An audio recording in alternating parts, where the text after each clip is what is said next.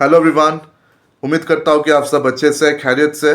तो आज इस वीडियो में मैं शुभजीत चक्रवर्ती आप सबके सामने एक शख्स के बारे में या कुछ बातें करने वाला हूँ।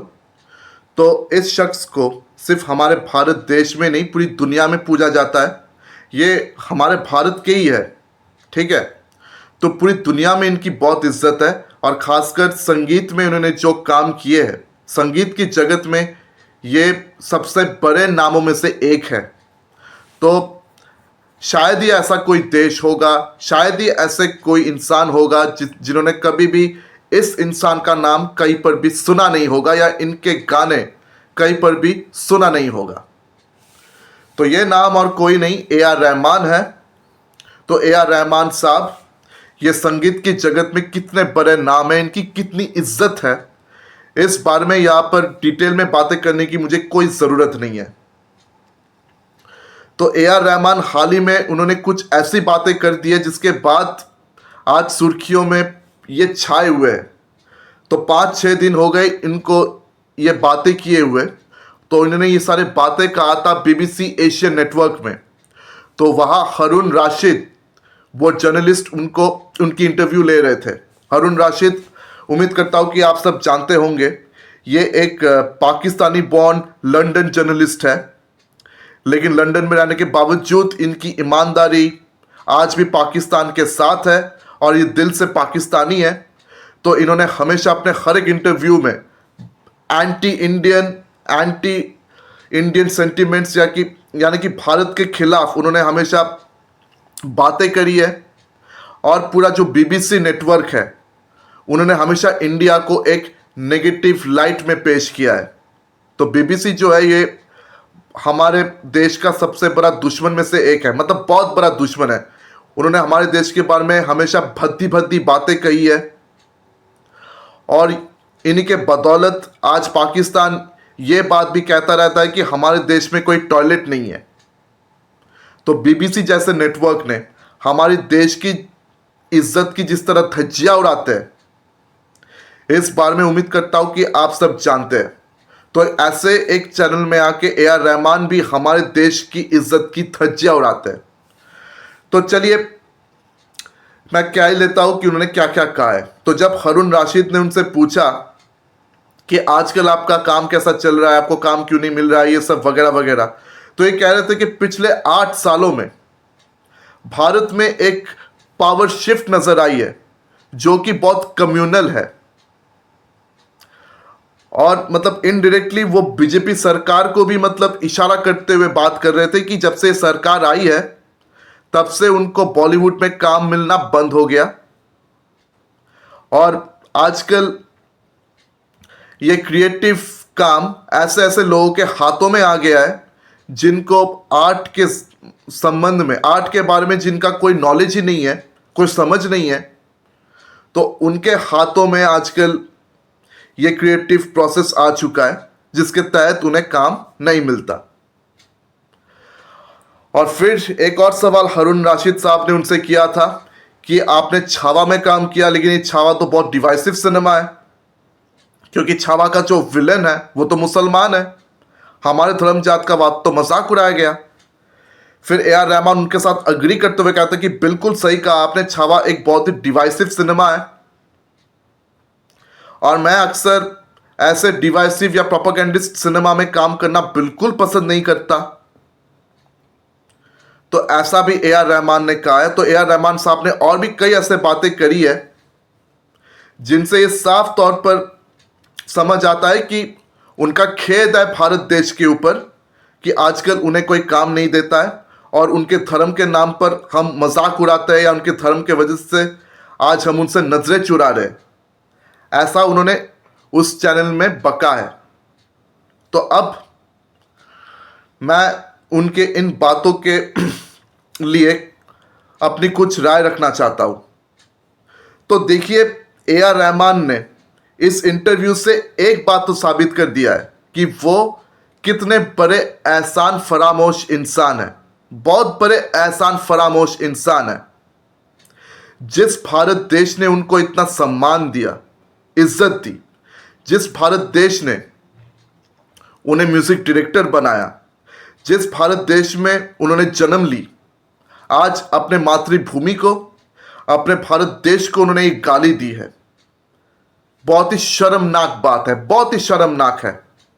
मतलब कभी सोचा नहीं कि ए आर रहमान जी के मुंह से ऐसी बातें कभी सुनने को मिलेगा।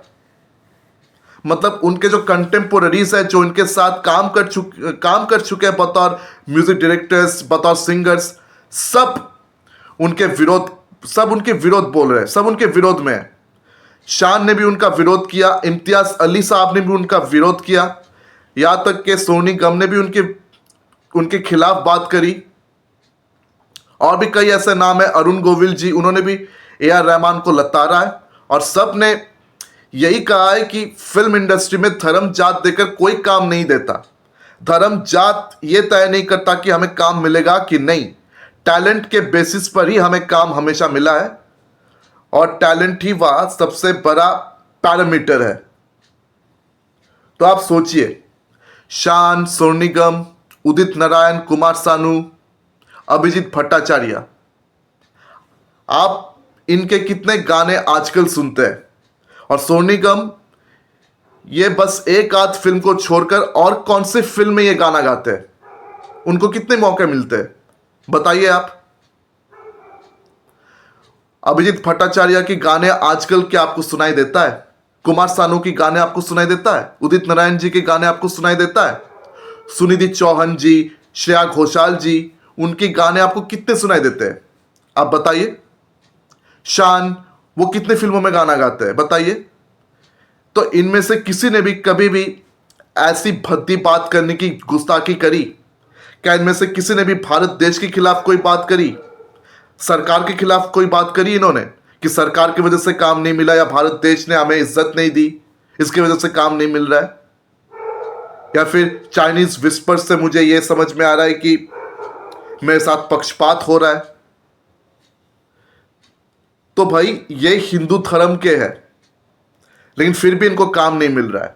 और यार ए आर रहमान जी हिंदू मुस्लिम के बात कर रहे थे कि मैं मुसलमान हूं इसलिए काम नहीं मिल रहा है।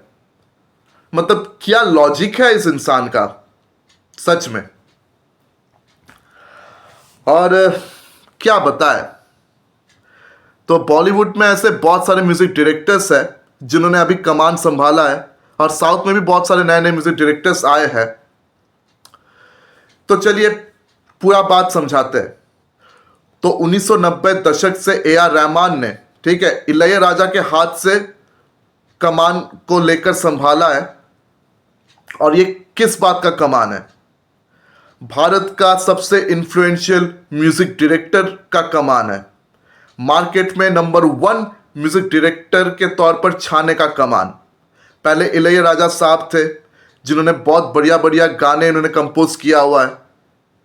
तो इलैयाराजा साहब की म्यूजिक से हेविली इंस्पायर्ड थे ए आर रहमान साहब, तो वो उनके ही शिष्य थे, उनसे उन्होंने गाना सीखा, उनसे उनको प्रेरणा मिली गाने गाने की। और उनके पिताजी वो भी म्यूजिक कंपोजर थे, उनके पिताजी खुद म्यूजिक कंपोजर थे। तो वो सब इलैयाराजा के बहुत बड़े फैन थे। तो इलैयाराजा के बाद से ए आर रहमान ने इस कमान को संभालना शुरू किया। तो 90s से उन्होंने बहुत बढ़िया बढ़िया काम किया। ऐसे ऐसे फिल्मों में उन्होंने ऐसे ऐसे गाने डाले जो आज भी यादगार है, जो आज भी हम सुनते हैं, तमिल में भी और हिंदी में भी। तो तमिल इंडस्ट्री से उन्होंने अपना काम शुरू किया और धीरे धीरे ये बॉलीवुड में भी छाने लगे। कादलन का जब हिंदी में डब हुआ है हमसे है मुकाबला, प्रभुदेवा का वो गाना था ना, उर्वशी उर्वशी, प्रभुदेवा का सिनेमा, तो वहां से ए आर रहमान के गाने पॉपुलर हुए। उससे पहले भी मणिरत्नम जी का रोजा, बॉम्बे, वो सारे एल्बम्स बॉलीवुड सेक्शन में कितने पॉपुलर थे आप सबको तो अच्छी तरीके से मालूम है। तो उसके बाद बॉलीवुड हो या साउथ हो, हर जगह ए आर रहमान का डिमांड इतना बढ़ गया था कि उनके संगीत के बिना कोई भी फिल्म अधूरा था। आप चाहे जीन्स देख लीजिए, ताल देख लीजिए, मिन्नले देख लीजिए, 90s में और भी जितने भी फिल्म आई, लगभग हर एक सिनेमा में ए आर रहमान की गाने हमें देखने को सुनने को मिलता था। और बहुत सारे ऐसे डायरेक्टर्स भी थे जो ए आर रहमान को बात बात पे रिपीट करते थे, जैसे कि मणिरत्नम साहब ने अब तक जितनी फिल्में इन्होंने डायरेक्ट की हुई है, सारे के सारे फिल्मों में ए आर रहमान ने संगीतकार का काम किया। इम्तियाज अली एक आध फिल्म को छोड़कर बाकी सारी फिल्मों में ए आर रहमान से ही गाने का काम करवाया। आनंद एल राय, रांझना से लेकर तेरे इश्क में तक, हर एक सिनेमा में ए आर रहमान से काम कराया म्यूजिक में। और तमिल के एक जाने माने डायरेक्टर गौतम वासुदेव मेनन, जिनके हाथों से हमें रहना है तेरे दिल में, जो मिन्नले का ही रिमेक था, और फिर विनय तंडी वरुवाया उसका रिमेक हुआ, एक दीवाना था। तो ऐसी कई फिल्में गौतम वासुदेव मेनन के हाथों से हमें मिला है। और यहाँ तक कि उन्होंने काका काका फिल्म भी बनाई थी, जिसका रिमेक बना था फोर्स। तो गौतम वासुदेव मेनन ने भी अपने बहुत सारी फिल्मों में ए आर रहमान साहब को रिपीट किया, और भी कई डायरेक्टर्स के अंडर उन्होंने काम किया है। तो देखिए, जब ए आर रहमान साहब मार्केट में छाए हुए थे ना, उस वक्त उतने सारे म्यूजिक डायरेक्टर्स नहीं थी, उतना कंपटीशन नहीं था, क्योंकि उनके जैसा इन्फ्लुएंशियल म्यूजिक और किसी में देने की क्षमता या काबिलियत नहीं थी। और ए आर रहमान साहब ने टेक्नो साउंड को म्यूजिक इंडस्ट्री में इंट्रोड्यूस किया। इससे पहले फॉली साउंड्स और सिर्फ अकूस्टिक साउंड्स का इस्तेमाल होता था, लेकिन ये जो टेक्नो साउंड, कंप्यूटर ग्राफिक्स वाला ये जो साउंड का, इसका इंट्रोडक्शन ए आर रहमान साहब ने किया।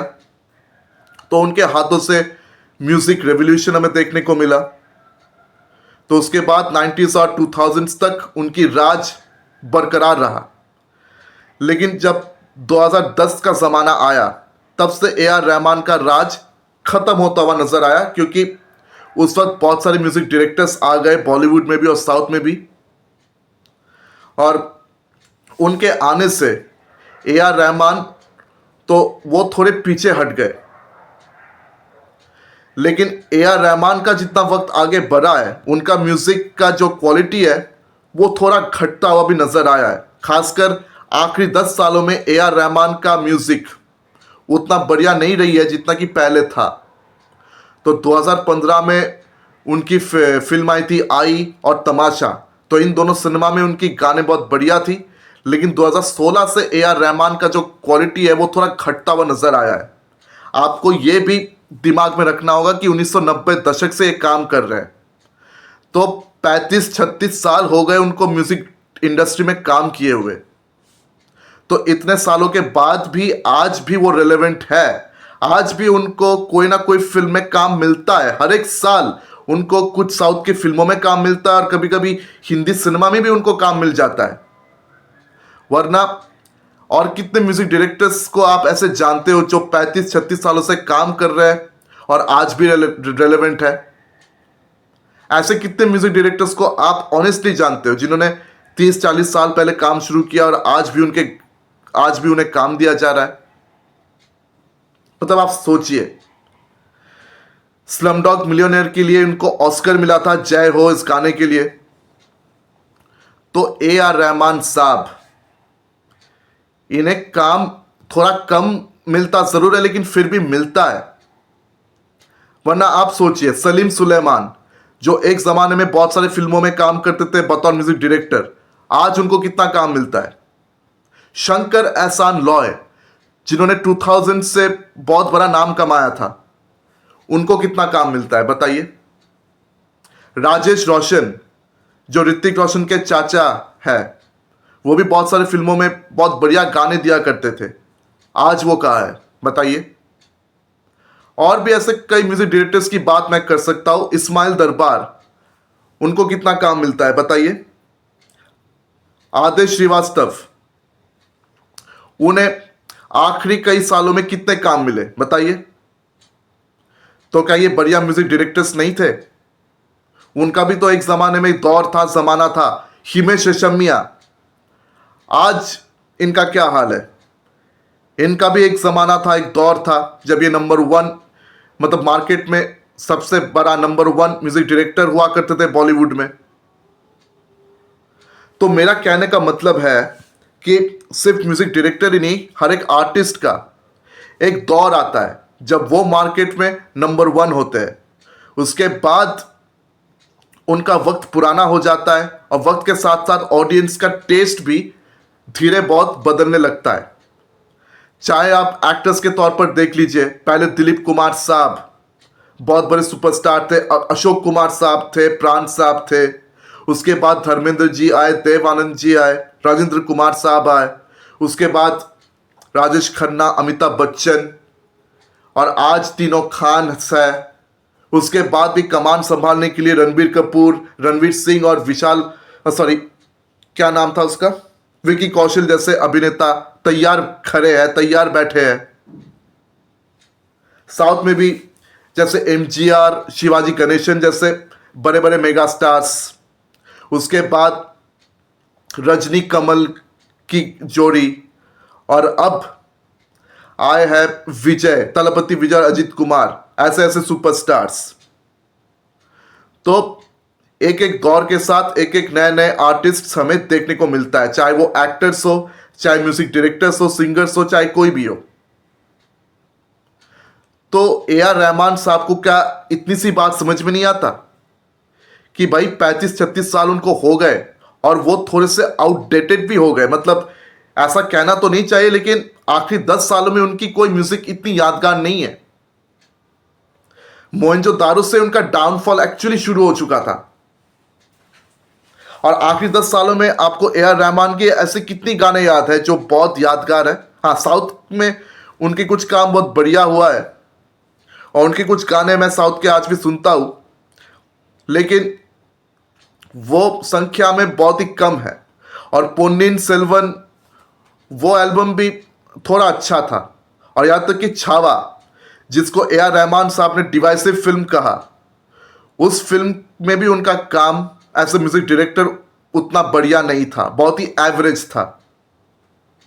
आप इतनी सी बात मानेंगे ना, सही बोल रहा हूं ना मैं। और उसके बाद भी ए आर रहमान साहब को अभी भी काम मिल रहा है। रामायण पार्ट 1, पार्ट 2 में भी ये म्यूजिक डायरेक्टर के तौर पर काम कर रहे हैं। सोचिए, छावा को वो डिवाइसिव फिल्म बोल रहे हैं क्योंकि ये एकदम प्रो हिंदुत्व सिनेमा है। तो भाई रामायण पार्ट 1, पार्ट 2 ये भी तो प्रो हिंदुत्व सिनेमा है। तो इस फिल्म में ए आर रहमान काम क्यों कर रहे हैं? मतलब जब भी कोई सिनेमा हिंदू धर्म को एस्टैब्लिश करने की कोशिश करता है या हिंदू धर्म की प्राइड को दिखाने की कोशिश करता है, तो ए आर रहमान साहब को बड़ी परेशानी होती है। और जब औरंगजेब का असली चेहरा छावा में दिखाया, उससे उनको परेशानी होती है।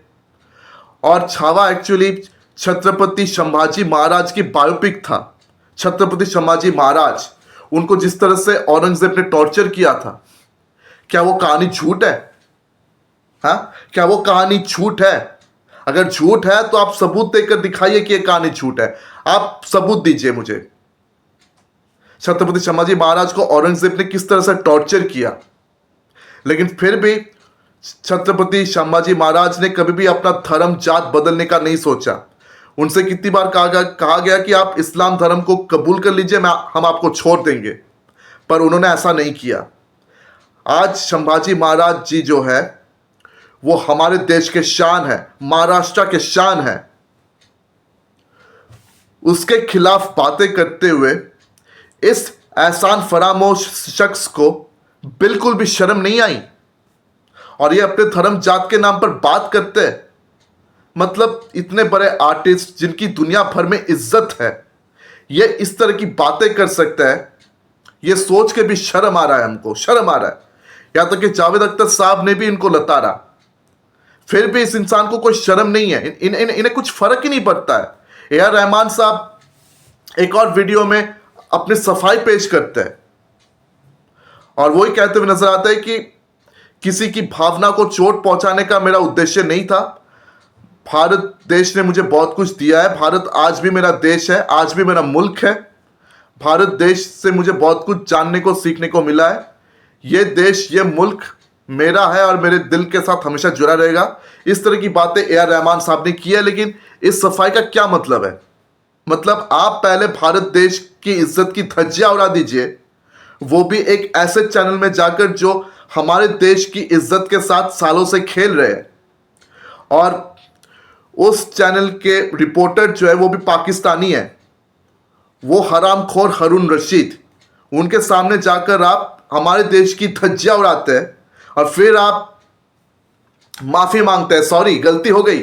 हाँ, मतलब ऐसी बात हो गई कि मैंने कुछ मासूम लोगों पर बम फेंक दिया और फिर वीडियो में आके आप सबके सामने माफी मांगो कि सॉरी जी गलती हो गई, मुझे मत पकड़िए, मेरा इंटेंशन किसी मासूम लोगों को मारने का नहीं था, उनकी जान लेने का नहीं था, मुझसे गलती हो गई, माफ कर दीजिए।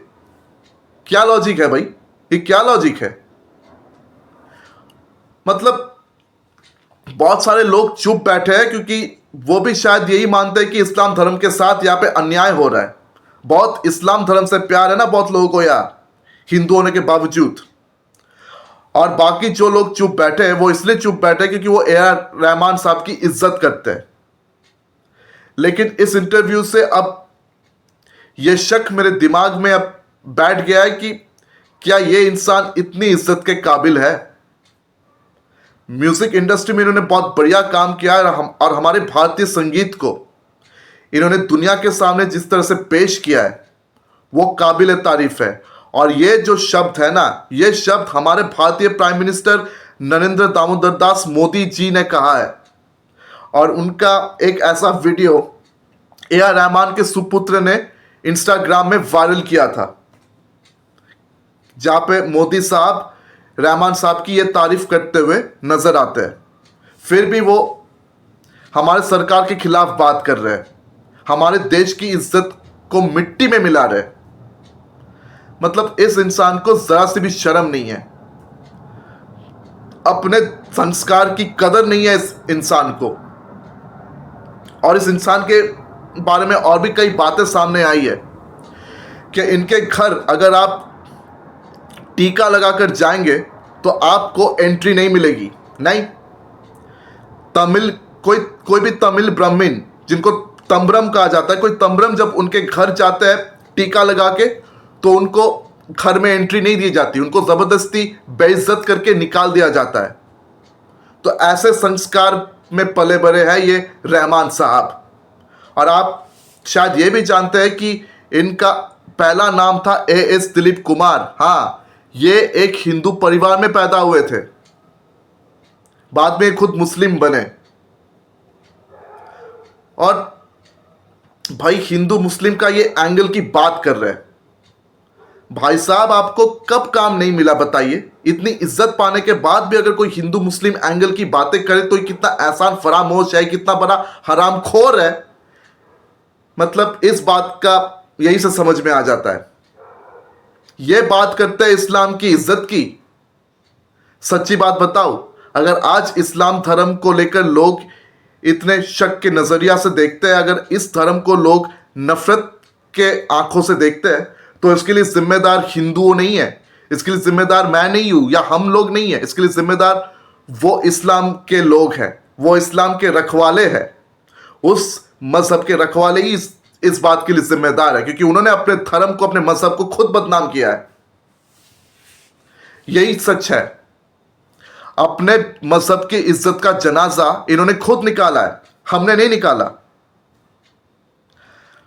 कभी किसी ने भी AR रहमान साहब को यह नहीं कहा कि आप मुसलमान हैं, हम आपको काम नहीं देंगे। किसी ने भी कभी ऐसा नहीं कहा। अगर ऐसा कहा होता तो क्या आज इनको काम मिलता कहीं पर भी? आज भी इनका बहुत बड़ा लाइनअप है। रामचरण तेजा का अपकमिंग सिनेमा है पेद्दी, जिनका गाना ये खुद कंपोज कर रहे हैं, रामायण तो है ही, और भी कई सारे ऐसे सिनेमा हैं जिनके गाने ये कंपोज करने जा रहे हैं। मतलब ये आदमी इतना बेशर्म है, इतना बेहया है कि क्या बताए। और जब भी कोई हमारे देश के बारे में ऐसी उल्टी सीधी बातें करेगा, हमारे संस्कार की इस तरह से धज्जियां उड़ाने की कोशिश करेगा, उसको कॉल आउट मैं जरूर करूंगा। और अगर छावा सिनेमा आपको इतनी डिवाइसिव लगी तो आपने उस सिनेमा का गाना क्यों बनाई? आपने सिनेमा में गाने का काम क्यों किया? आपने म्यूजिक डायरेक्शन क्यों दिया छावा का? और जो म्यूजिक डायरेक्शन भी आपने किया है, क्या वो उतना बढ़िया था कि हम उसको याद करें? छावा की म्यूजिक बहुत ही एवरेज था भाई। इससे कई बेहतर म्यूजिक डायरेक्टर्स बॉलीवुड में मौजूद है। बॉलीवुड में आजकल शाश्वत सचदेव जिन्होंने धुरंधर के लिए म्यूजिक डायरेक्शन दी है, या फिर अजय अतुल जिन्होंने बहुत सारे मराठी और हिंदी सिनेमा में उन्होंने गाने पेश किए। तो ऐसे बहुत सारे नाम हैं। विशाल शेखर साहब जो बहुत बढ़िया काम करते हैं, अमित त्रिवेदी, तनिष्क बख्शी, ऐसे बहुत सारे म्यूजिक डायरेक्टर्स हैं बॉलीवुड में जो आजकल काम कर रहे हैं, जो आजकल मार्केट में एक्टिव है, ट्रेंडिंग में है। तो वो बहुत बढ़िया काम कर रहे हैं और कसम से इनका काम आजकल ए.आर. रहमान साहब से बहुत बेहतर है, काफ़ी हद तक बेहतर है, क्योंकि उनके गाने हमें यादगार लगते हैं और उनके गाने हम आज सुनते हैं। लेकिन आखिरी इन 10 सालों में ए.आर. रहमान साहब की कितने ऐसे गाने हैं जो आप सुनते हैं? आप हमें कमेंट सेक्शन में आके बताने की गुस्ताखी करें प्लीज़, बताने की कष्ट करें प्लीज़ कि 2015 के बाद ए.आर. रहमान की ऐसी कौन सी एल्बम की गाने आप आज भी सुनने को उतने बेताब है। मानता हूं कि जीरो में उनके एक आध गाने बहुत बढ़िया हुई है, लेकिन क्या वो गाना उतना बढ़िया है जितना कि पहले के गाने थे? तो ए.आर. रहमान साहब का जो क्वालिटी है, क्या 10 सालों में वो डिप करता हुआ नजर नहीं आया? क्या उनका क्वालिटी डिप नहीं कर रहा है? मतलब इस इंसान को लगता है कोई कॉमन सेंस ही नहीं है। अगर इनके जैसे बाकी लोग भी धर्म जात को लेकर ऐसे कारण देने लग गए कि बिकॉज ऑफ कम्युनल रीजंस मुझे काम नहीं मिल रहा है, तो सोचिए इस दुनिया में कितने दंगे फसाद होंगे, दुनिया कितना खतरनाक जगह बनने वाला है। लेकिन बाकी लोग ए.आर. रहमान जैसे सोच नहीं रखते और बाकी लोग इतने गिरे हुए, इतने घिनौने नहीं है। सलीम सुलेमान जैसे म्यूजिक डायरेक्टर्स भी है जिनको आजकल काम नहीं मिलता, लेकिन कहीं पर भी आप इनको ये कहते हुए नहीं सुनेंगे कि हमारे धर्म जात पूछकर हमें काम नहीं दिया जाता। मतलब कुछ कहना बाकी नहीं है मेरे लिए, मैं और क्या कहूं। अब जो भी कहना है अब आप लोग ही कहिए। तो आपका इस बारे में क्या राय है? क्या ए.आर. रहमान साहब ने सही काम किया कि गलत? ये आप खुद विचार कीजिए, आपके विचारों का इंतजार रहेगा मुझे। तो अगर मेरी वीडियो आपको सार्थक लगी हो तो मेरी वीडियो को लाइक करें, ज़्यादा से ज़्यादा शेयर करें, और हाँ, मेरे चैनल को सब्सक्राइब करना बिल्कुल भी मत भूलिए। तो आज मैं आप सबसे विदा ले रहा हूँ, फिर मुलाकात होगी अगले वीडियो में। धन्यवाद।